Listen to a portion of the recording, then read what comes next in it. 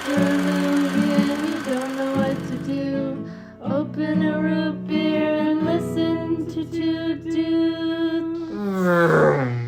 Welcome back to the...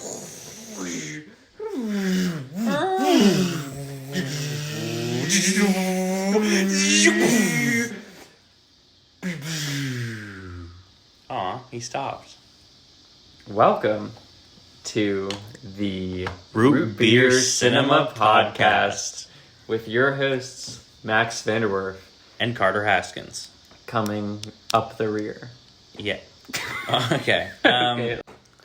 Max was embarrassed with a joke that he made, so we had to pause for a second. Yeah. But coming back with another banging episode of our podcast. A new movie this time. Yes. New to theaters. Yeah, kind so of. this will be, I think this will be more what the future of the podcast will look like. Yeah. Modern releases. Yeah, we were just, I'm on a trip to Max right now, and we're doing what we watched. But in this episode, we'll be reviewing Joseph Kosinski's 2025 American sports drama film, F1. And Sioux City Root Beer. Sioux City Root Beer. There you go. So, I mean, let's just get started. Yeah. I think we both have a lot to say about this movie, and I hope we have a lot to say about this root beer.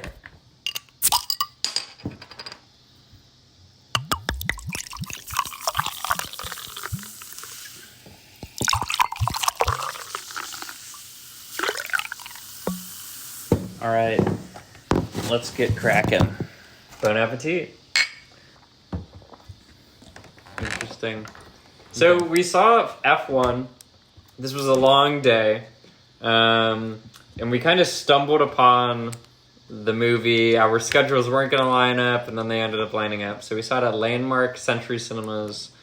In Chicago, Illinois. In Chicago, Illinois. One of my favorite theaters. Kind of just based off vibe, cleanliness, general, quality of the showtime. We shared the room with one older woman who bought the ticket right after us, so we thought we were going in alone. A little background, I have not seen this movie. I Carter had seen it once. has seen this movie. I saw it about, let's say, a month ago. Yeah.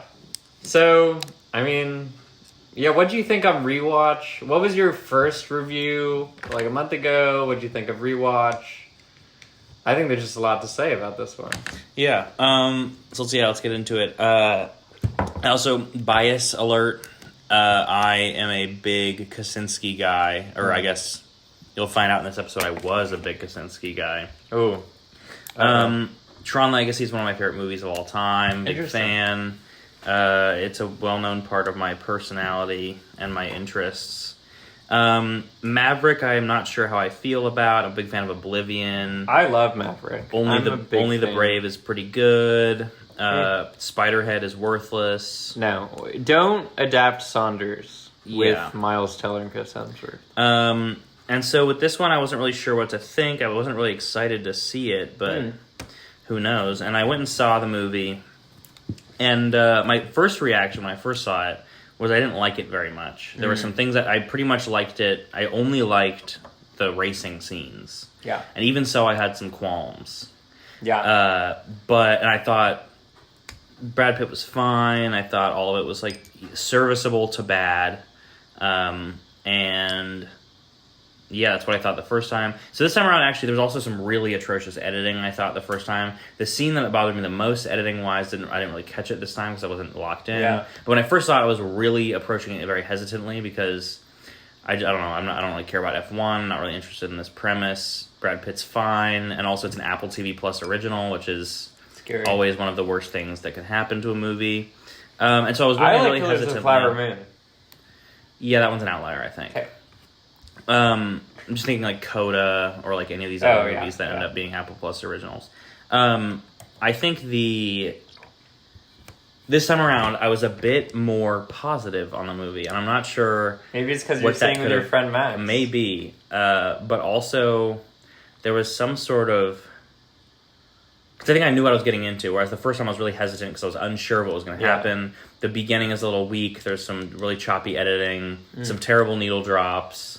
just kind of like a weird vibe at the beginning, and it seems to be like a really algorithmically created film. Yes. And I was really turned off by that, and then was kind of working from below zero when I was watching it the first time. This time I kind of was like, oh, I'm just going to have a fun time at the movies watching F1 with my friend Max, and we're going to review it later. Yeah. And I was a lot more positive on it. I think Brad Pitt's really good in it. I think there's 2 scenes in the same hallway where he gives some of the worst line deliveries of his career, I think. Yeah, and I think his like main monologue towards Carrie Condon in Vegas is quite bad. Is also not good. But when he's being Brad Pitt and doing the smirk and the laugh and all the like cheeky, rude stuff, it's like some of the best stuff out there. Just constant laughs every time he talks. It's really awesome. Yeah. But I found this movie, I think... Yeah, I have certain qualms. I think the on-screen graphics are quite bad, almost exclusively.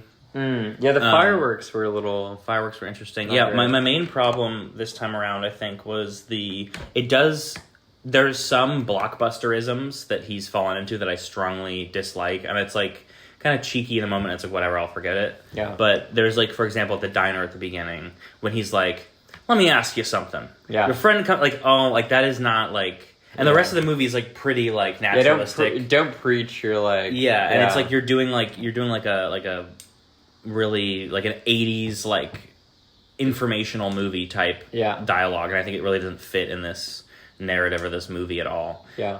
Also, I found myself, this was interesting. The first time around, I thought Brad Pitt was... What are you laughing at? Nothing. I thought Brad Pitt was a big asshole, and I hated him. Oh, he's not at all. But then this time around, he does a few hard-headed things that I don't agree with. But this time around, I just like what's his name? JP or whatever? JP, He fucking sucks. JP's a bad character. Not only a bad character, but like the character I hate so much. Like I want to hurt him. Yeah.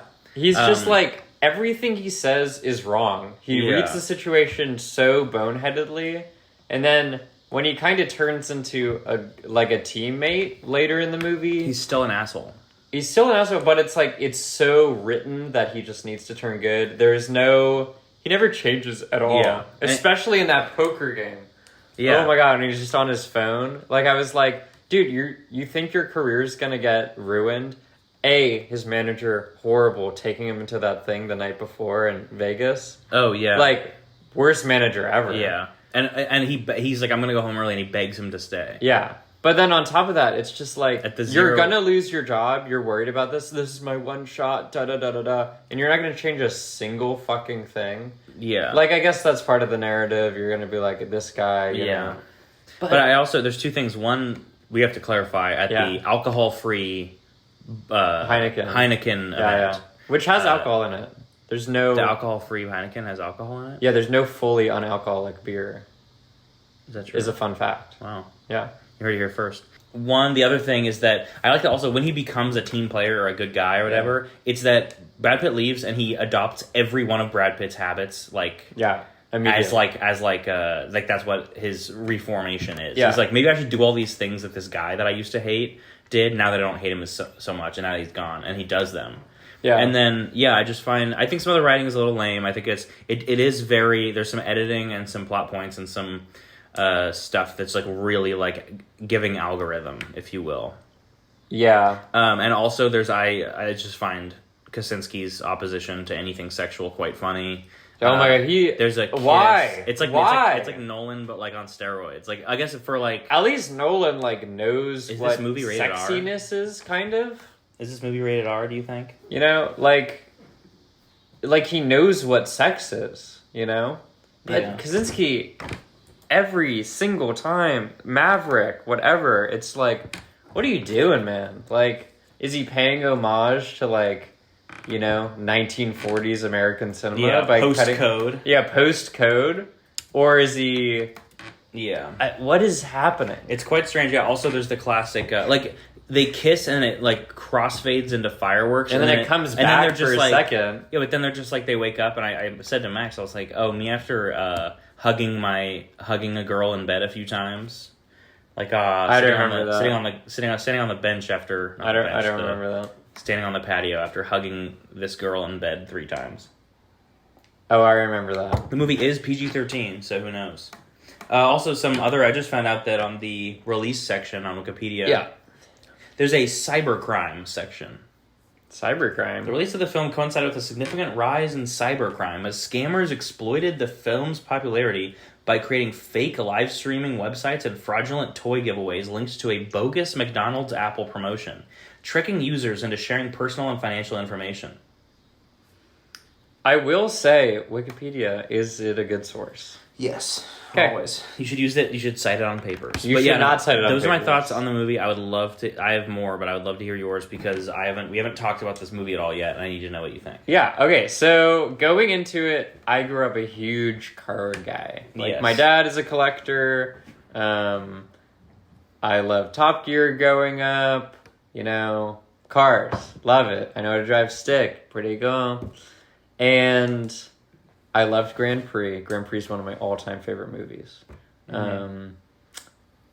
So going into this, I was excited, but it didn't look super great. And then I was like, I liked Maverick a lot. Maybe I'll like it. Then I put it off for a month and a half. And I'm really glad the planets lined and we saw it because if it wasn't on the big screen, I probably would put it off for another long time. Yeah. And it's, it was good. It was serviceable, honestly flew by for 2.5 hours. Yeah, I was going to say, first time I was bored, the second time did not. It feels like I was two, locked in two and and change. Yeah, I blinked and we were 2 hours in and I was like, oh, it's the final race. Yeah. So I thought that was cool. I was wishing for better Javier Bardem. Oh, he has some great line reads, though. He has some great line really reads, but he's also not a character. Yeah. When he first shows up, not great. Mm-hmm.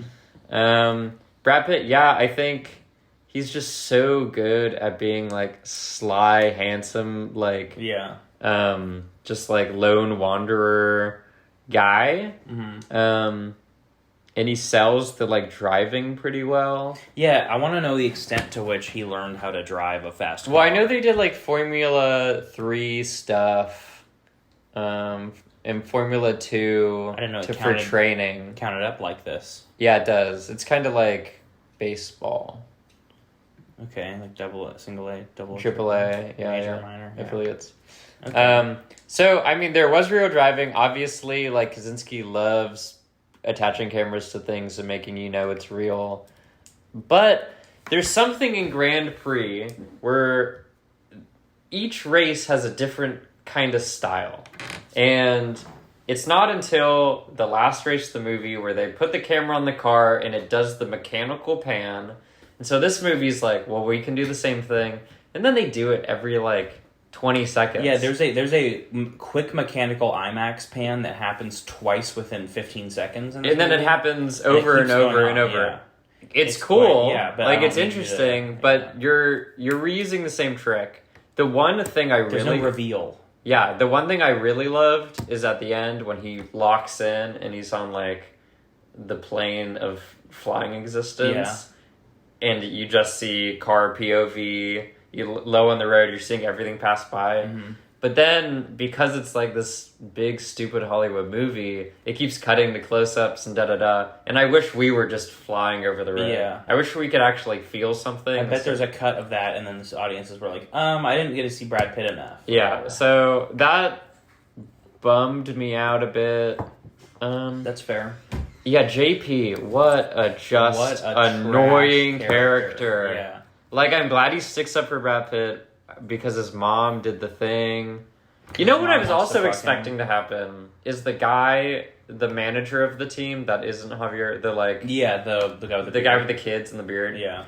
I was expecting him to. He's pretty bad at his job. Mm-hmm. He cannot control the team at all. Yes. So I was expecting Brad Pitt to be so you should bring my homie Shea Wiggum in, and because he knows how to run a team, and it was going to be let's make a ragtag thing. Yeah. But instead it's just Brad Pitt comes in and becomes the team manager and drives fine. Yeah, and that's where his cockiness comes from. He is overstepping. He's good, yeah. But it's also he was not hired to be a mentor. He's offering this. Everyone should He's be there grateful. to make them win races, which is what... Or even lose races, as we learned. Yeah, I really like the part where he asks for the soft tires and then doesn't drive until they give them to him. It's really stressful, and it's a really, because at that point, it's like we're in the last few races. You have to win this. Yeah. He's like, I cannot win unless you give me what I want. Yeah. And they just don't do it, and like it's so stressful that It's so like a good. solid 10 seconds of just like the guy looking back and forth in disbelief. This is a problem I had the first time I saw it. I just remembered. I really dislike that the miracle that wins them the game, the big game, the big race at the end is predicated on a obscure F1 rule that I've never heard about because I don't follow F1. Well, that's for the F1 heads that like watch the show and like are nerds. Yeah, but like I think that's not set like filmically. That's not very satisfying because there's no mention of it because like there's a good setup for the what's it called, the whatever car where it's you break a piece off and then they have to put the car in front of them to slow them down. Oh yeah. What's it called? A something car? A safety car? Yeah, whatever. the safety car. They set that up early. There's like an early race where he does a minor thing and they have to set up the safety car. Oh, there's safety cars. And then there's a large virtual safety car payoff later in the movie. Yeah. That's great. But then this obscure rule that like the re-fixing the car and then only some of them can fix their car and like it's a whole thing and like that's what wins them the race. And I don't know what that is. I've never heard of that. So there's no way filmically for me to be aware of that and it like doesn't work as like a... Like, oh, surprise, actually they can win because of a rule we didn't tell you about. Like, that's not... Yeah. That's well, I think, like, 80% of the movie is for the people that don't know anything about F1. And then that, like... I think there's 10% for the other people. And then there's 10% for the F1 heads. I agree, but I don't think the 10% for the F1 heads should be, like, the climax of the movie. That, like, the 99% of people who see it would be like, oh, I didn't know about that. Sure. Also, I think a lot of that was also, like, the weird cameos and stuff. There's the actual half-second shot of Chris Evans and Chris Hemsworth. Oh, I thought that was funny. I also love just, like, seeing Lewis Hamilton be the producer and also, like, the best of the Formula One drivers. I mean, there's, like, Verstappen's in there and whatever. Who's Lewis Hamilton? Very 7-time world drivers champion. And was he in it? Or he just produced it? He produced it and he's also in it. He's the guy he's racing against for Mercedes at the end. Oh, that's really funny. Also, JP, coming back to him, not really that good at driving. Like, when Brad Pitt gets there, the reason that JP is, like, logging well is just because Brad Pitt's bending the rules and allowing him to catch up. He's also, like fucking with everyone else and, like, putting himself in a disadvantaged position to benefit him. And he's the one making all of the calls from the car. Yeah. Yeah, it's just... And then... he sucks. And then he gets in an accident, and then somehow he's just a miraculously better driver because he started practicing, which, yes, practice does make perfect, but, like, what's happening here? Yeah, I agree. I think the movie is good and fun. The needle drops. Oh, my God. Oh, my God. Okay, so the start of it... Two people that need to be fired immediately. Hans Zimmer should become a dentist. Okay, Music supervisor should go to prison. No, well, he got a Led Zeppelin song that's kind of hard to do. But it was a bad needle drop. I'm fine with the opening Led Zeppelin. Because that's for the dads. True. But, I don't think... And it times well with the edit, but all of the other needle drops was like, no. Yeah, I guess. I just think that Hans Zimmer should become a dentist. A side note on Hans Zimmer. He started doing this clock thing, as we all know. He loves metronomes right now. Sherlock Holmes' Game of Shadows. The second one, his score is phenomenal. I think that's honestly his best score. Okay. It's probably Pirates of the Caribbean. I'm putting it out there. Okay. And it really started the clock metronome thing for him. Maybe there was one before, but for me, that seems like the era when he was really getting into it. Okay. I own it on CD. That's how much I like it. Okay. But now he's doing it so much, and it's getting annoying. Yeah. Okay, worst needle drop, Kerry Condon's. They're in the Irish pub. Or the British pub. Oh my God. And the piano starts and she's like, maybe you're just bad. Maybe you're just bad. Maybe you don't know what you're talking about. Even and though it's like, everything with the piano. Dun, dun, dun. And it just like starts building and he's like, oh, okay. And then yeah. That's how it sounds like. A really bad montage for like our least favorite character. The montages are like sub just should not have been put out in that capacity. Yeah, there was really only one edit scene that I disliked. It was at the end of one of the races and they're like getting out of the cars or something. Yeah. And I was like, I turned to Carter and I was like, who edited this? And I'm gonna look it up and it's gonna be like the Bohemian Rhapsody guy. Yeah. Okay, we're silent. How do you feel about the product placement of it all. Oh, oh my God, no! Guess What? who this editor? Ocean's 12. Uh-oh. Yeah, I know. Holy- Beautiful, The Informant, Contagion, Birdman. That's your man, dude. Dude, this guy's the man. Oh, Spiderhead. Yikes. Bro has Clock Watcher? Oh, have you Bro's seen been- Clock Watchers? No. Oh, that's a good movie. Bro has been compromised by the system. I honestly wish the cast was a little more stacked. You know? Oh, like that's watching fine. Grand Prix cast stacked. Watching Le Mans, not really stacked, but Steve McQueen. I like a movie with one star and a ton of people I've never seen before. I mean, yeah, I don't know. I think it's good because I guess I'm not super upset. Javier Bardem's a nice addition. Also, Grand Prix is different because there's like more characters. Yeah. That's on the product 86 placement of it all? that. That's on the 86 that okay. idea. Product placement of it all. Thoughts? 8 miles out, 6 feet under. That's what 86 means. Oh, nice. What? The product placement. Yeah. Heineken, obviously. Apple. Geico. You can be in the. But no, I'm just saying. What do you like? Do you have any Oh. opinion on the product placement? Yeah, no. List the product. I don't care. It's F1. Have you? Yeah. It's F1. Their whole thing is product placement. Yeah, I just thought some of the Apple, like, you can be in an ice bath with your Apple AirPod Maxes on, actually. Did you know this? It'll calm you down. Yeah. Shea Wiggum, not really in that movie. Who's that?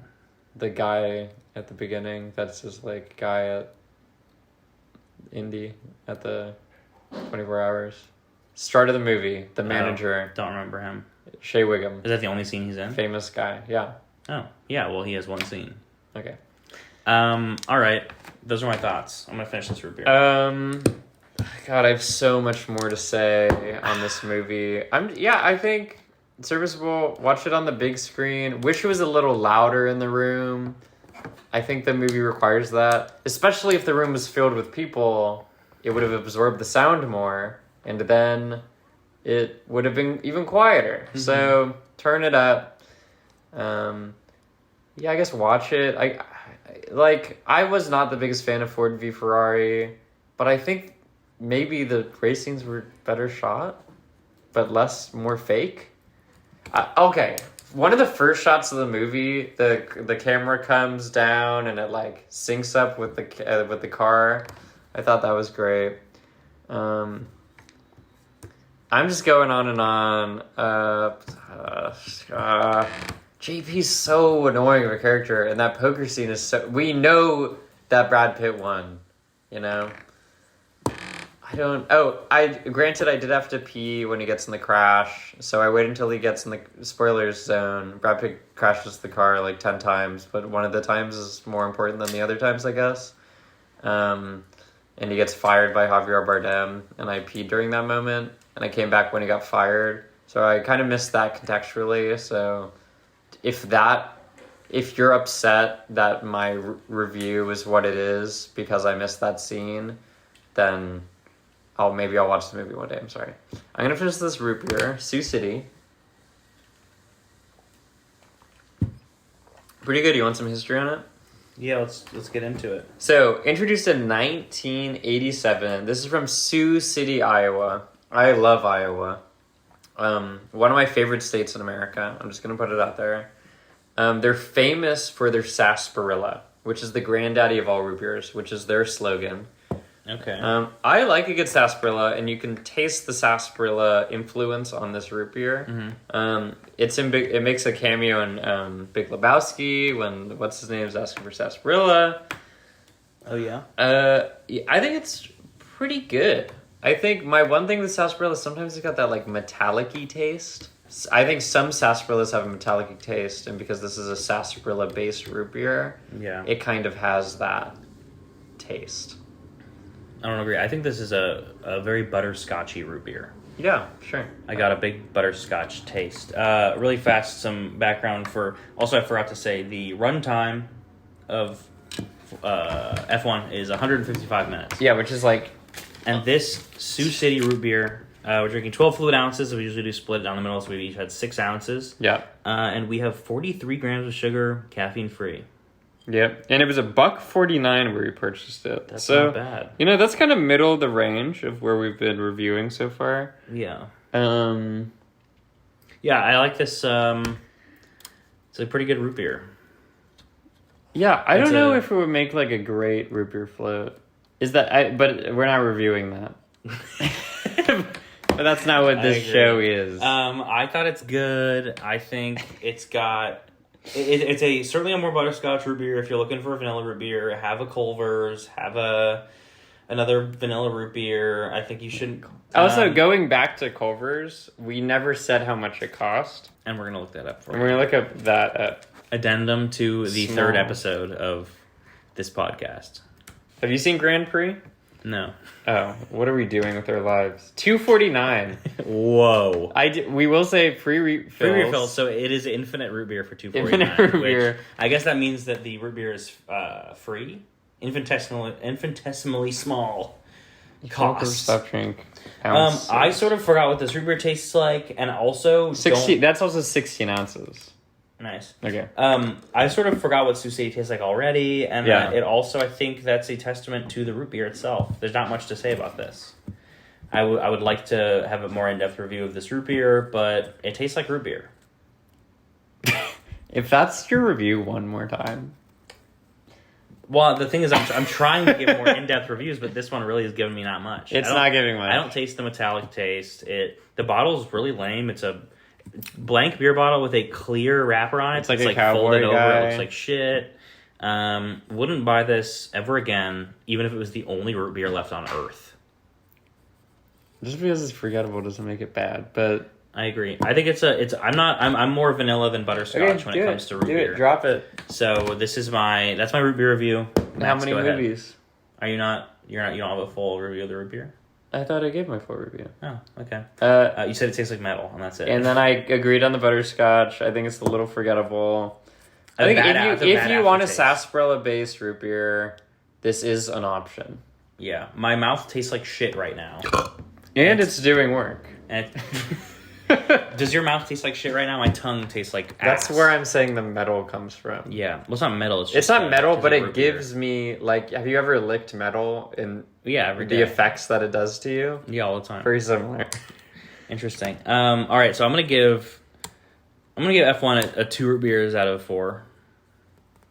Yeah, It's not bad, not good. sure. It has some rewatch value. I'd do it again. I would rewatch I just it. rewatched it. It was okay. When I first saw it, I thought I would never see it again. I but think then- I would show my dad. Yeah, it was interesting because you were like, "Want to go see this?" And in my head, usually I'd be like, "No," but I was like, "Yeah, sure, why not? Yeah. Let's have a fun time." So I'm going to give... And wait, I haven't given my root beer. Oh, review. sorry. And I'm giving Sioux City root beer 1 movie out of 4. Jesus. Bad root beer. I'm going to give the root beer. I'm going to start with Sioux City. I'm going to give it a... Drum roll, please. Start your engines. Like a 1.7 movies. Okay. I'm gonna give it like, I'm not gonna be upset. Sometimes you have a root beer and you're like, I want more of that. I would do a bottle and I can't do more. Also, I don't even want more than the 6 fluid ounces I consumed. Yeah, I'm not gonna go to my way to buy this. If someone buys it for me, maybe I'll drink it. I'd throw it away. I said 1.7, 1.5. I'm gonna go to 1.5. 1.5 movies. We're moving down. I'm moving down. Sorry for the whiplash. And for the movie, oh god, it's just not Top Gun Maverick, and that's such a shame. So I'm gonna give it a 1.9 root beers. I'm gonna say it's a little below middling, just because. No, screw that. I'm gonna give it 2 root beers out of 4. I'm just all over the place today. My brain is just scrambled. From what we did, from how much we did. I just think Brad Pitt is so just watchable. He's really good, yeah. That movie could be whatever. If it's on TV, I'll at least stop to watch one scene because I just want to see him say, "Yeah, Yeah, he's really good at it. yeah," you know. I agree. So lots of love, kisses. Say hi to your mother for me. And go buy a root beer and join us next time when we review another movie and another root beer, probably.